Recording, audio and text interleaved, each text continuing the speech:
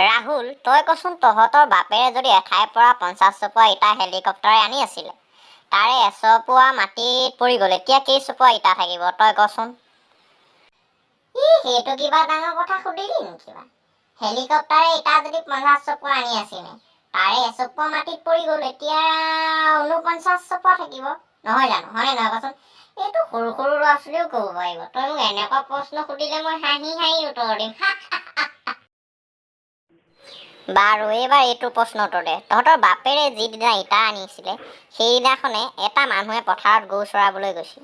তাৰ পানী পিয়া লাগিলে, সি এটা পুখুৰীলৈ পানী খাবলৈ নামি গ'ল।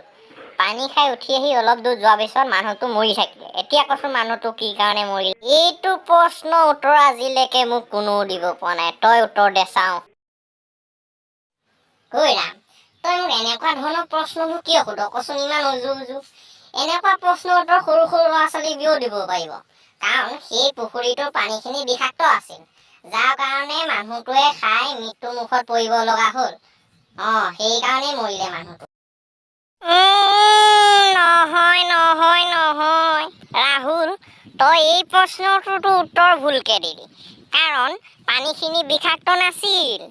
এই ওপৰে যে হেলিকপ্টাৰে তোৰ দেউতাৰে ইটা যে 50 চপোৱা আনি আছিলে, তাৰে ইটা চপোৱা এতিয়ালৈকে মাটিত পৰাই নাছিল। সেই ইটা চপোৱা পানী খাই উঠি অহা মানুহটো মূৰত পৰিল আৰু মানুহটো মৰি গ'ল।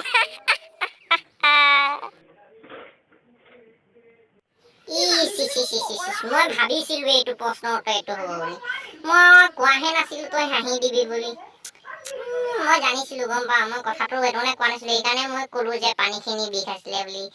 মই জানিছিলো, কৈ দিয়াহঁতে উত্তৰটো ভুল নহ'ল হয় চাগে। 2000 years later. ৰাহুল, যি কি নহওক তই মোৰ প্ৰশ্নটোৰ উত্তৰ দিব নোৱাৰিলি। অকণমান যদি মাথাটো ঘুমাই দিলিহেঁতেন, তেতিয়াহ'লে প্ৰশ্নটোৰ উত্তৰ তই দিব পাৰিলি হয়। এতিয়াতো তই প্ৰশ্নটোৰ উত্তৰ দিব নোৱাৰিলি। তই এতিয়া গম পালি নে কোন কিমান পানীৰ মাছ? গম পালি তই এতিয়া?